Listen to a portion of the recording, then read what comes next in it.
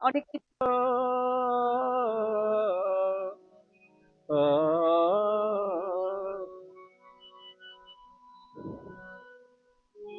কি ফল জীবনে না পেলে জীবনে জীবন লাভ, কি ফল জীবনে না পেলে জীবনে জীবন লাভ, বৃথাই জনম বৃথাই করম, যাওয়া আসা শুধু অনুভব, কি ফল জীবনে না পেলে জীবনে জীবন নাথে, বৃথাই জনম বৃথাই করম, যাওয়া আসা শুধু সাহিত্য বিরাম অজানা পথে।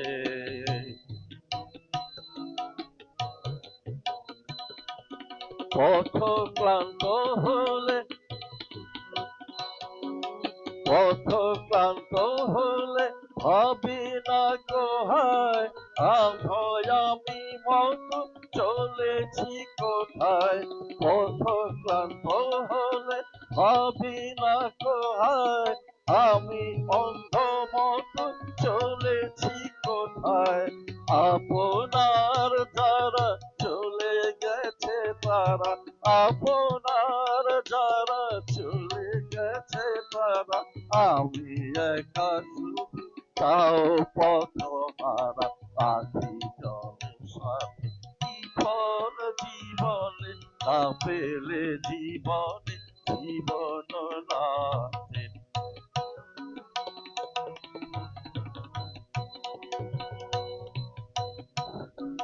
শৈশব যৌবন শৈশব যৌবন বার্ধক্য জীবন, সবই সুস্থ সবে চলে অনুক্ষণ।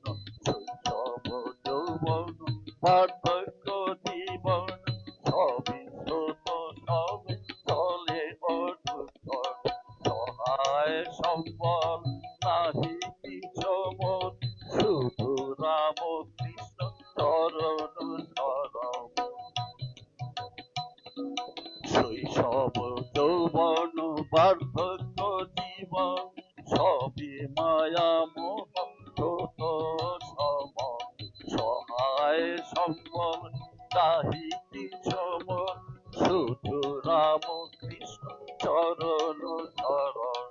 কি ফল জীবনে না পেলে জীবন জীবন নাথে, বৃথাই জনম বৃথাই করম, যাওয়া আসা শুধু কাহিক বিরাম অজানা পথে।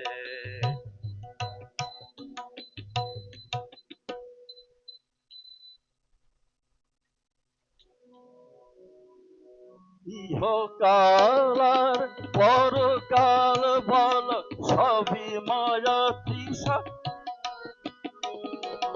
ইহকাল আর পরকাল বল, সবই মায়া তৃষা। মরীচিকা জল অসার সংসার, আশার সংসার তাও অশ্রুসার। আশার সংসার তাও অশ্রুসার, তাই জানি পার হতে পারি তার করুণা পাতে। কি ফল জীবনে না পেলে জীবনে জীবন নাথে, বৃথাই জনম বৃথাই করম, যাওয়া আসা শুধু অজানা পথে। কি ফল জীবনে জীবন নাথে, কি ফল জীবনে না পেলে জীবনে জীবন নাথে, না পেলে জীবনে জীবন নাথে, না পেলে জীবনে যৌবন নাথে।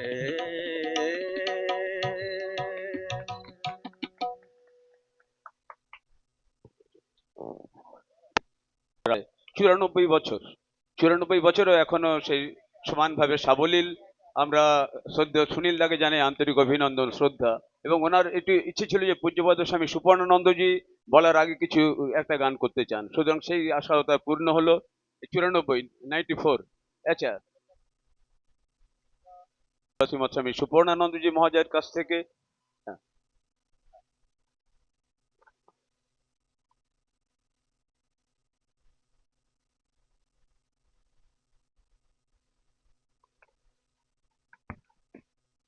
রামকৃষ্ণং জগৎগুরুং পাদপদ্মে ছিত্ত্বা প্রণমামি মুহুর্মুহু।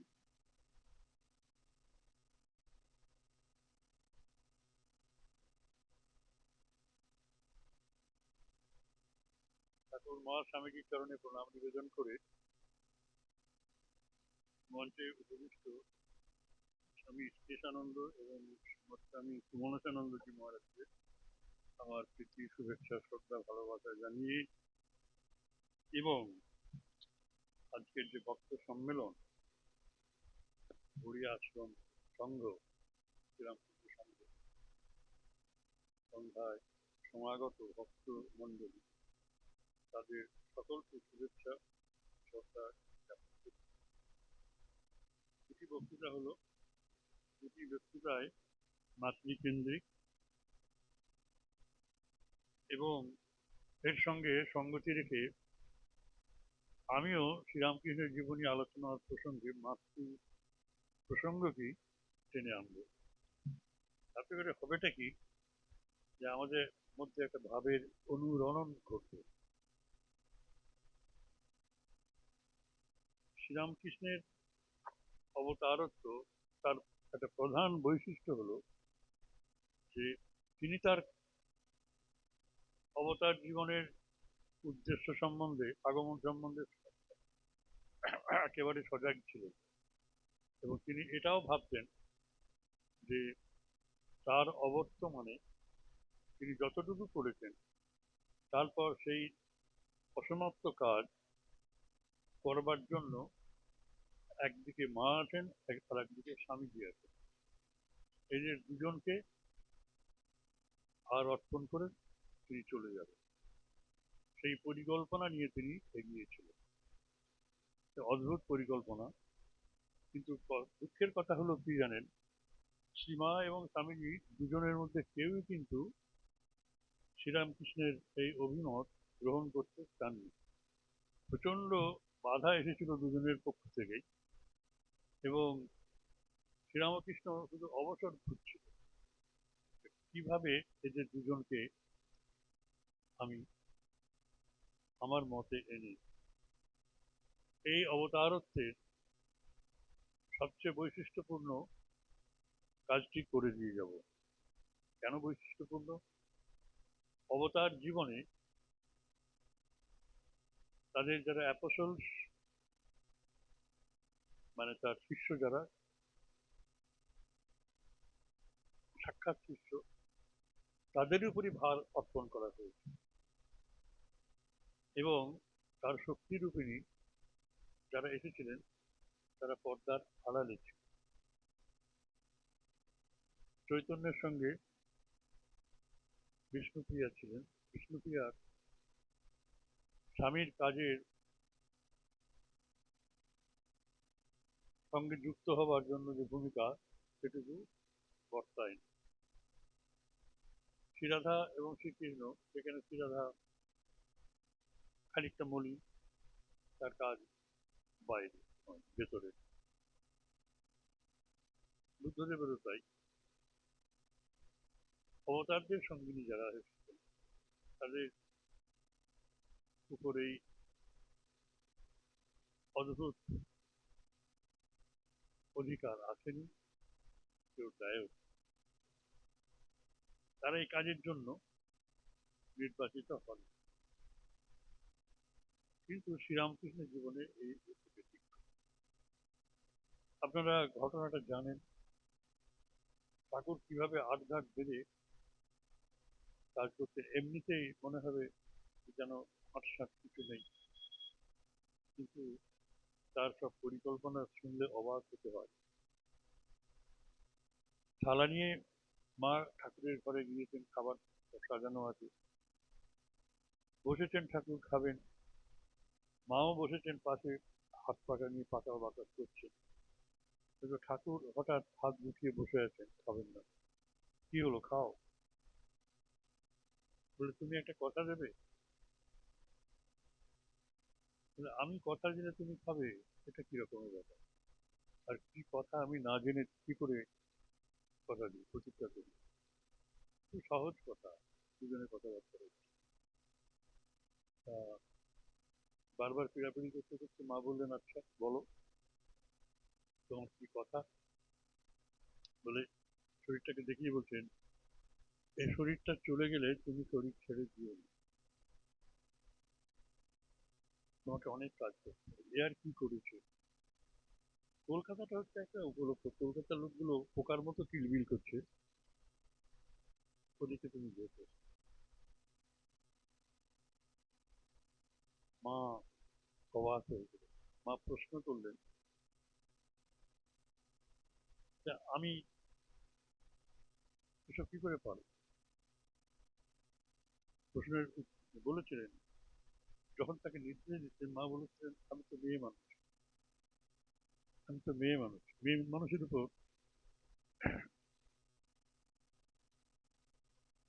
এই দায়িত্ব কেউ দেয়নি, এ পর্যন্ত কেউ দেয়নি। এটা একটা, তারা মায়েরা একটা ঐতিহাসিক বঞ্চনার শিকার। আমি যেটা বললাম, কোন অবতার এইভাবে তার সঙ্গিনীকে ফোর ফ্রন্টে বা লোক সমক্ষে আনে। তাহলে আমাকে কেন এসব বলছো? এটা পৃথিবীতে এটা হয়নি, যেটা সেটা আমি করতে যাবো কেন? উনি বললেন, তাহলে আমি খাবো না। কি মজার ব্যাপার। তখন উনি বাধ্য হয়ে বললেন, যখন হবে তখন হবে, এখন খাও তো। এই যে নিমরাজি, সেটা কিন্তু দারুণ কথা, এটা দারুণ কথা। মা ঠাকুরুন জানতেন যে নারী জাতির প্রতি অবজ্ঞা করা হয়েছে চিরকাল। আধ্যাত্মিক জীবনটা নারী জাতির জন্য নয়, নারীকে কেউ কখনো এই অধিকার দেয়নি। আমার আমার পক্ষেও সেরকম হবে। আমি কি করে যেচে গিয়ে অগ্রগামী হয়ে কি করে চাইব? মা কিন্তু এইভাবে কিছুটা নিজেকে বুঝিয়েছিলেন, তার প্রমাণটা আমরা পাই। যে ঠাকুর এটা বলেছেন, এটা মানে আউট অফ মোমেন্ট এনথুসিয়াজম বলেছেন হয়তো, কিন্তু তার যে দীর্ঘ একটা চিন্তা ছিল সেটা মা বুঝতে পারেন। ওই যে বলেছেন, যখন হবে তখন হবে,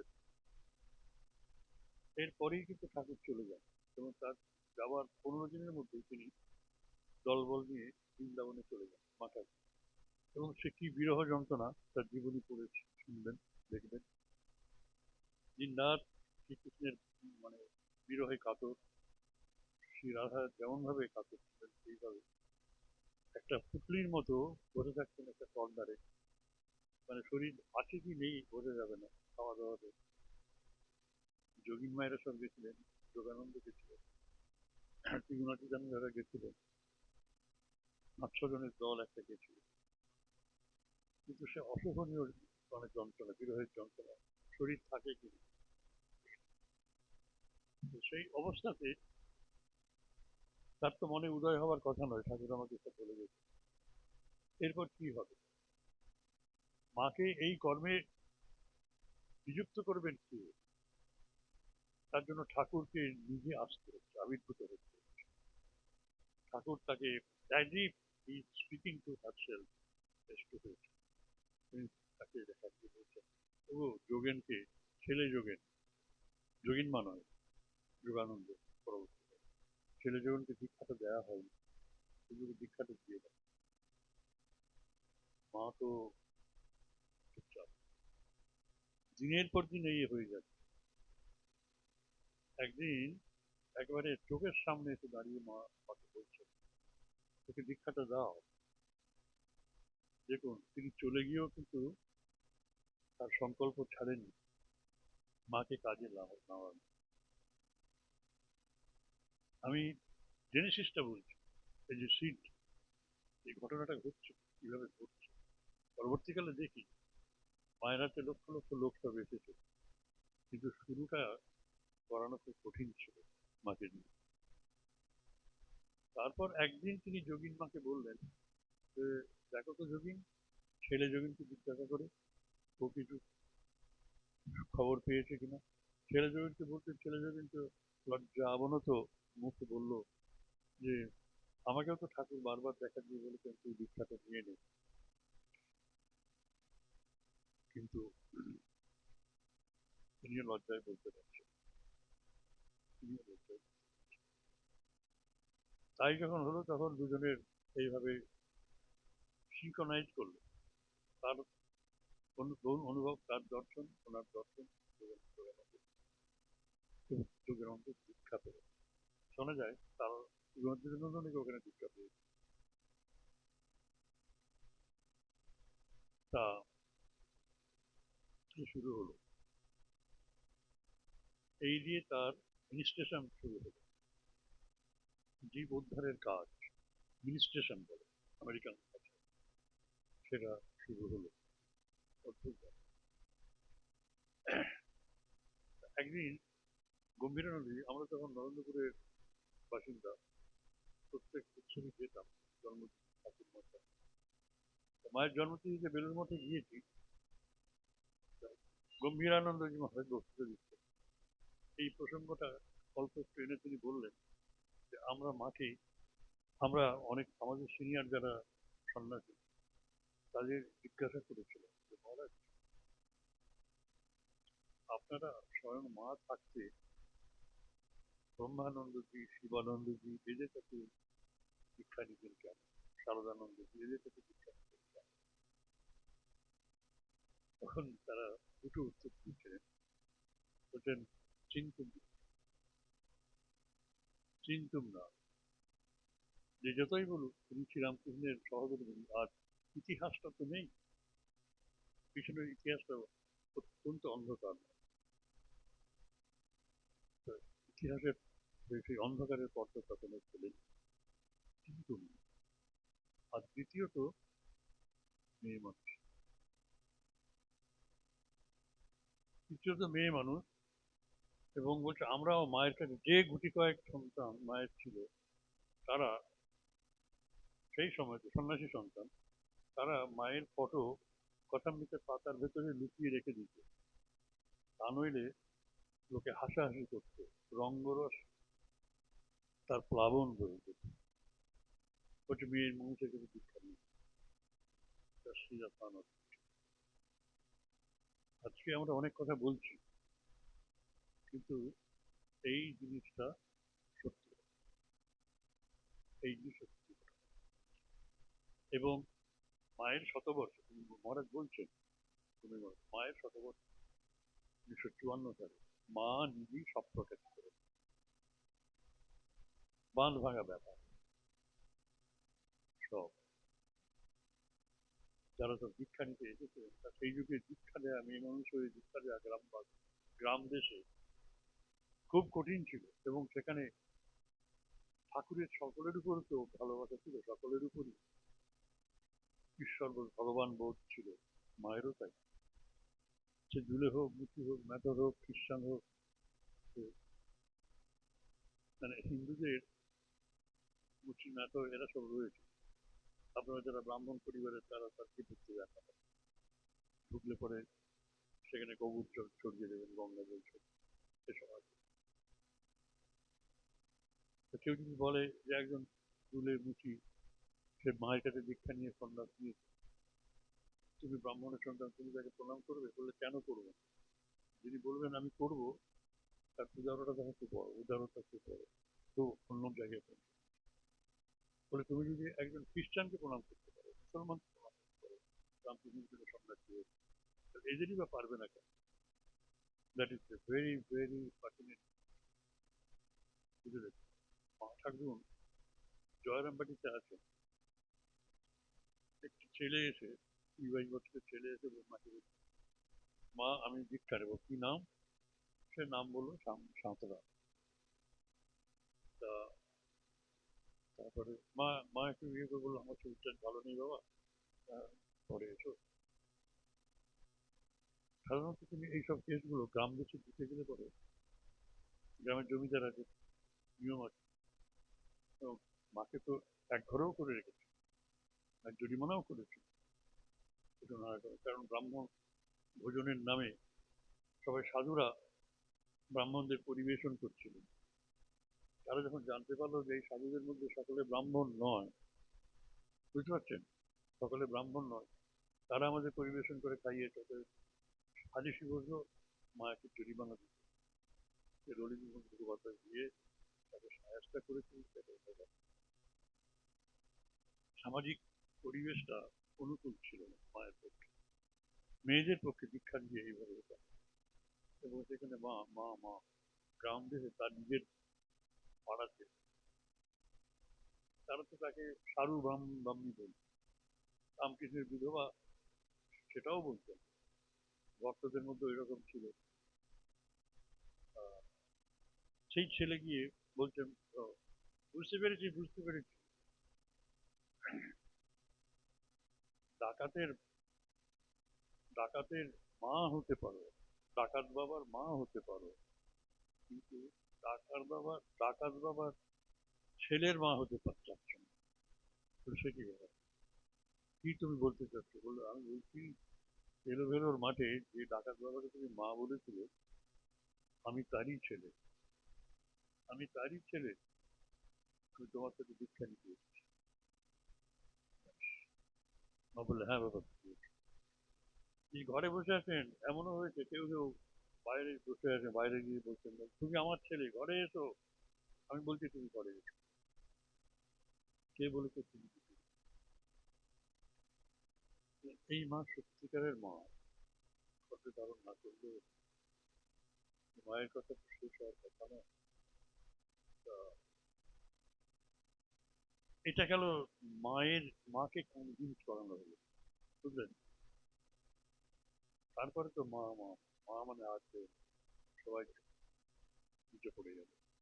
কিন্তু নরেনকে কাজীপুরে কাজ করে সেই ঘটনা, আমার কাজ তোমাকে করতে হবে, নরেন শিখে দেবে, বলে পারবো না মশাই, তোর ঘাড় পারে, হাড় করবে, হাড় করবে। সেখানে অনুরোধ উপরোধ নেই, বিশ্ব তো মা তো তার শক্তি স্বরূপ, তুমিও শিব স্বয়ং শিব রাজি করিয়েছে। এবং এই প্রসঙ্গ শেষ করে দেবো, এরপর আমার বক্তব্য শেষ করে দেবো। সেটা হচ্ছে যে আমেরিকা থেকে স্বামীজি, তার আগে আপনারা শুনেছেন যে বিদেশ যাবার মানে ভ্রমণ, হিমালয়ে ভ্রমণ করতে যাওয়ার আগে তিনি মা মা সারদা দেবীকে প্রণাম করে যাচ্ছেন স্বামীজি। মা বলছেন, তুমি তোমার মাকে গর্ভধারিণীকে প্রণাম করে আসবে না? বললে, না দরকার নেই, তোমার মধ্যেই হবে। এই ভাব নিয়ে তিনি ঘুরছেন মাইন্ড। বিদেশে গেছেন, বিদেশ থেকে চিঠি লিখছেন শিবানন্দ স্বামী, মহাপুরুষ মহারাজ, দাদা তোমরা কেউ মাথা গুলতে বোঝো, এখন পাচ্ছ না, পরে বুঝতে পারবে। পরে বুঝতে পারবে না, আমি বুঝিয়ে দিলে তো বুঝতে পারবে, পরে বুঝতে পারবে। এখনো কেউ বুঝতে পারো না। মা ঠাকুর মহাশক্তি, তিনি এই জন্মেছেন শক্তির জাগরণ হবে। দেখুন, তাকে অবলম্বন করে জগতে আবার সব কার্য নিশ্চয় দেখছো তো তারা। সুতরাং স্বামীজির এই চিঠি, এটা শুধু চিঠি, এটা তার কাছে একটা চ্যালেঞ্জ। মায়ের ছেলে, মায়ের প্রতিষ্ঠা এখানে করে যাবে। আগে মা, মায়ের মত, তারপরে বাবা এবং বাবার ছেলে। তুমি একটা গঙ্গার তীরে জমি রেখেছো, কি ব্যাকুলতা! এই ব্যাকুলতার কারণটাও বুঝি। বিদেশ থেকে অনেক মহিলা এসেছেন, মেয়েদের এসেছেন, তারপরে মুলার এসেছেন, কৃষ্ণলাল ব্যানার্জি, অভয়ানন্দ নাম নিয়ে সন্ন্যাস নিয়ে এসেছেন। অত বড় বড় কথা ওখানে শুনেছেন তারা, কিন্তু এখানে এসে দেখছেন যে ছেলেদের মঠে, বেলুর মঠে ওদের জায়গা নেই, কি করে থাকবে? মাঝে মধ্যে দরকার ছিল, কারণ ওরা থাকবে তো, ওদের জন্য তাকে কিছু দরকার, হোটেলে থাকতেন, এখানে থাকতেন। নিবেদিতাকে মা ঠাকুর বুকে টেনে নিয়েছিলেন, সেই জন্য নিবেদিতার আর সে সমস্যা ছিল না। কিন্তু নিজেদের ব্যক্তিত্ব বিসর্জন দিয়ে অন্যেরা তা পারে না, তারা ঝগড়া করেছে, অনেক ঝামেলা হয়েছে।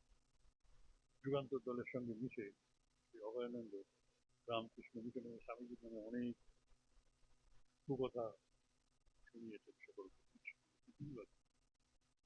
স্বামীজি কিন্তু তাদের আশীর্বাদই করে গেছেন। এই যখন বললেন যে মা ঠাকুরকে অবলম্বন করে জগতে আবার যার কি চোখে দেওয়া থাকে, মা এবং মায়ের মঠ, মায়ের মেয়েদের মঠ,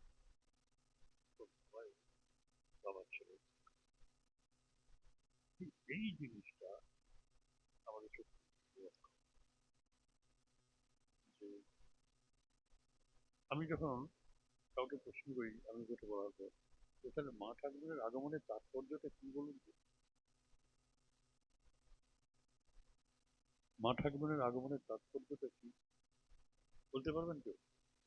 কেন তিনি এসেছিলেন?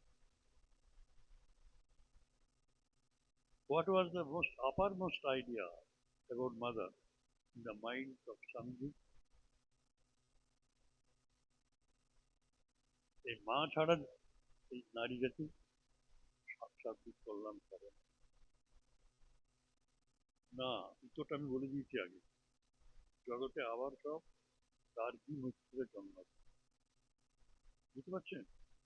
মা ঠাকুরের আগমনের উদ্দেশ্যই হচ্ছে তাকে অবলম্বন করে জগতে আবার সব গার্গী মৈত্রীরা জন্মাবে। তারা তারা জন্মেছিল কবে? জন্মেছিল তপবনের যুগে। আজকে আজকে তাদের দেখতে পাচ্ছি না কেন?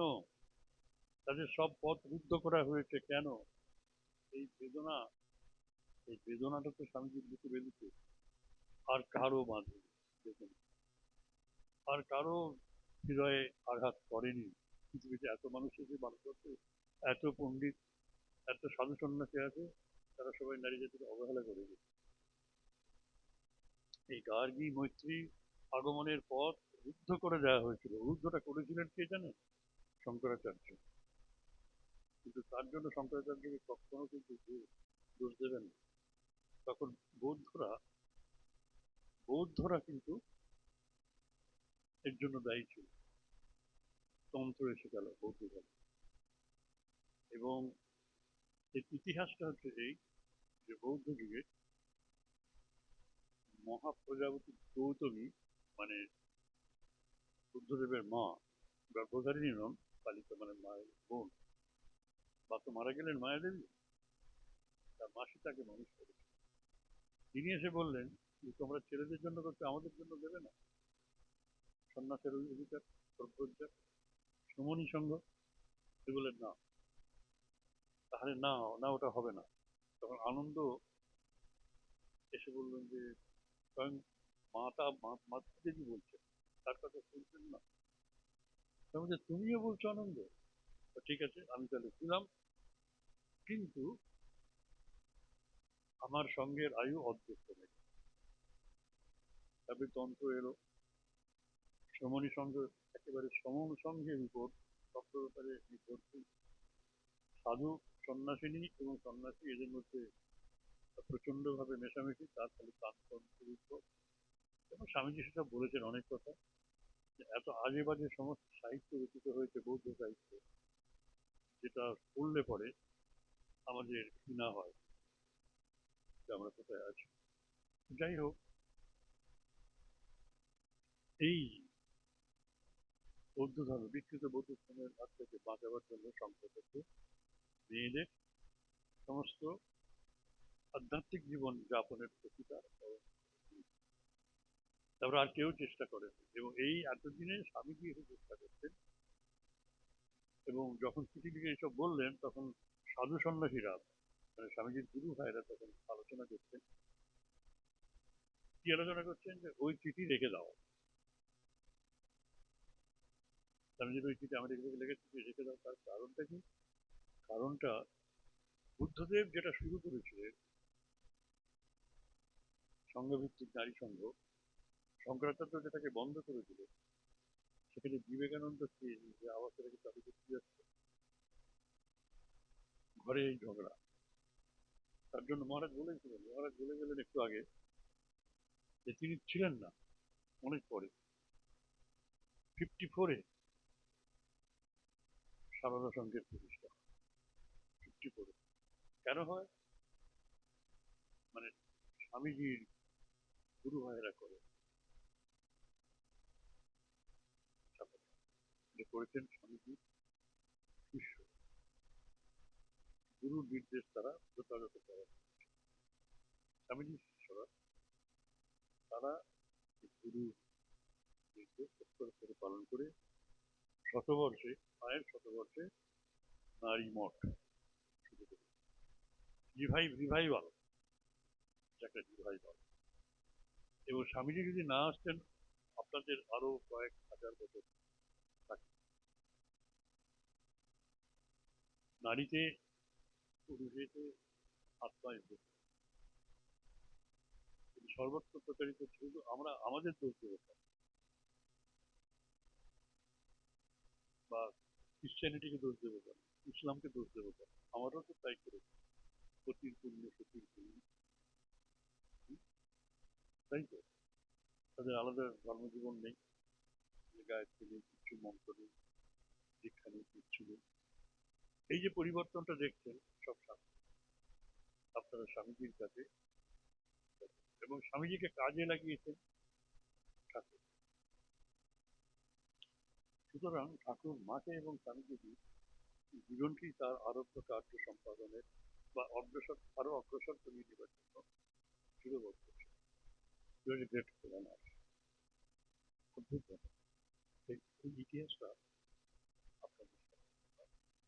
আমিও এখন এখন টাকাটা উঠে গেছে।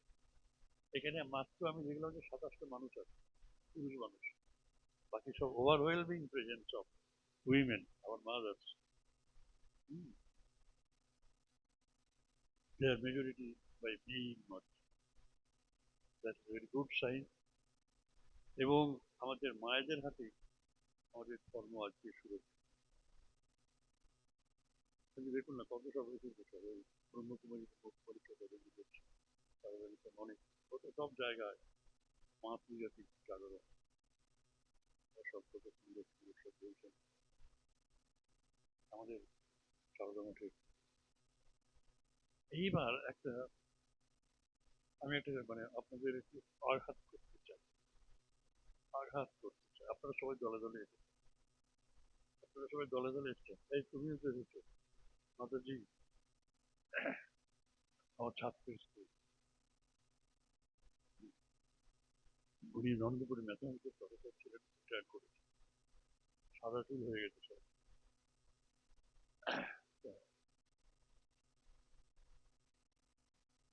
সেটা হচ্ছে যে মা ঠাকুরের আগমনের উদ্দেশ্যটা বললাম তো। হুম? জগতে আবার সব গার্গী মিত্র সব কিন্তু মাইন্ড যায়, জগতে সব সর্বত্র আসবে, আমেরিকা থেকে আসবে, ইউরোপ থেকে আসবে, সব জায়গা থেকে সব আসবে, সব আসবে, এবারে সব বাড়ি থেকে আসবে, আবার সব আসবে। আসতে পারেনি কারণ আসতে দেওয়া হয়নি, পথটা পরিষ্কার করে নিয়ে যাচ্ছে। এই যদি মায়ের আগমনের তাৎপর্য হয়, তা আপনাদের জীবনে আপনারা ঠাকুরমা স্বামীজি ভাব নিয়ে আসেন, ঠিক আছে, আপনাদের আর গার্গী মৈত্রী হওয়া হবে না, ওকে, গার্গী মৈত্রী হওয়া হবে না। তা আপনাদের নাতনিরা, বুঝলেন, আপনাদের নাতনিরা তারা আসছেন না কেন? তাদেরকে আনতে পারেন না? তাদেরকে তো আনতে হবে। তাদেরকে কি তৈরি করেছেন? আপনাদের যা হবার তা হয়ে গেছে, হুম, ঠিক তো? এই সংসার জীবন আপনারা দেখতে, আমি বলছি যে সকলেই সাধু হবে, কিন্তু যার সংস্কার প্রবল সে কিন্তু পিক আপ করবে, বলতে হবে। সে ভাবটাই তো নেই, সেইভাবে তৈরিও করা হচ্ছে। এবং কিভাবে নারী মতের উদ্ভব হলো, কত মানে ঝড় ঝাপটা দেখে সব দেখবেন, করবেন। স্বামীজি যে করলেন, আপনারা প্রশ্ন করতে পারেন, বুদ্ধ করে যদি বিপদ দেখে এনেছিলেন, তাহলে স্বামীজি কেন করতে পারেন? স্বামীজি কিন্তু ওই বিপদের ব্যাপারটার সম্বন্ধে ওয়াকিবহাল ছিলেন। সেই জন্য প্রথম থেকে উনি independent organization, legally separate, Ramakrishna মিশনের সাথে কোনো সম্পর্ক নেই। শুধু যেদিন শুরু হয় সেদিন 5 জন বৃদ্ধ সন্ন্যাসী গিয়ে দক্ষিণেশ্বরে গিয়ে বলেও দিচ্ছি, দক্ষিণেশ্বরে উত্তর দিকে, কালীবাড়ির উত্তর দিকে 1 কিলোমিটার যেতে হবে, তারপরে ওই মাতাজিদের মঠ, সেখানে যাবেন, গিয়ে দেখবেন, যদি বাবারা সঙ্গে যান বাবাদের বাইরে থাকতে হবে, বাবাদের ঢুকতে দেবে না। এমনকি নিবেদিতা বিদ্যালয়েও বাবারা ঢুকতে পারবে, মায়েরা ঢুকতে। এইটা স্বামীজির কাজ, যে ছেলেদের সাথে কোনো সম্পর্ক থাকবে না, এটা লিগালি সেপারেট। প্রথম শুরু করে দেওয়াটা হয়েছে, তারপরে এই, আচ্ছা ঠিক আছে, আমার সেই বক্তব্য শেষ, বক্তব্য শেষ হয়ে গেছে। আপনারা আনন্দে থাকুন। না, আমাদের অন্যরকম, আমরা 30 মিনিট করে বলেছি। জয় মা, হরি ওম তৎ।